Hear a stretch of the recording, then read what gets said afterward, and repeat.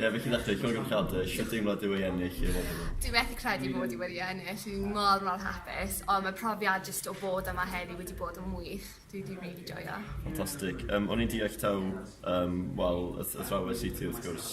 Felly, pa mor bwysig mae dysgu Cymraeg i ti a dysgu genhedlaeth nesaf? Mae'n mor bwysig. Ces i fy ysbrydoli pan o'n i yn yr ysgol uwchradd i cario ymlaen i ddysgu Cymraeg. A nawr dwi'n trio wneud yn union yr un peth i disgyblion dwi'n dysgu, a dwi'n trio dangos iddyn nhw bod dysgu Cymraeg yn bwysig, a mae'r iaith Cymraeg yn fyw ac yn bwysig i bobl yn Nghymru. O, ffantastig. O'n i'n deall bod ti'n dod o cefndir di-Gymraeg. Be nath ysgogi ti fynd ymlaen a dysgu'r iaith dy hunan?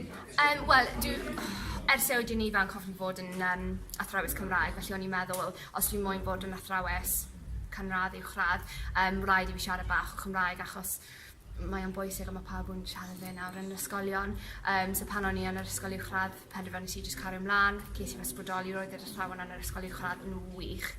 Mwynhauais i dysgu Cymraeg lot, ac wedyn ces i ymlaen i siarad cwbl a dysgu Cymraeg yn y brifysgol. Ffantastig. Felly, beth yw eich gobeithio chi am y dyfodol? Dwi'n gobeithio jyst i cario ymlaen, mwynhau fy swydd, ac wedyn yn y dyfodol, falle bod yn pennaeth adran y Gymraeg, ond jyst trio hyfforddi y Cymraeg mewn unrhyw ffordd dwi'n gallu yn yr ysgol.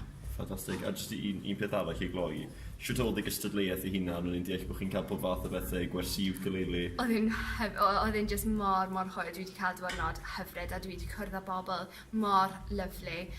Ni gyd wedi cael diwrnod hwyl.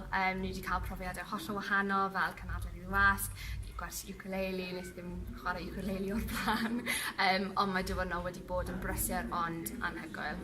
Ffantastig. Diolch yn fawr. Diolch yn fawr iawn.